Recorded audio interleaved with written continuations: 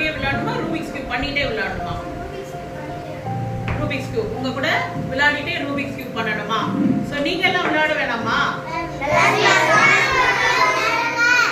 நாங்க ஒண்ணு பண்றோம், நானும் கிருஷ்ணாவும் சேர்ந்து உங்க கூட எல்லாரும் கூடயும் விளையாடிக்கிட்டே நாங்க 100 கியூப் சால்வ் பண்றோம். சேலஞ்ச் ஓகேவா? சூப்பர். ஓகே.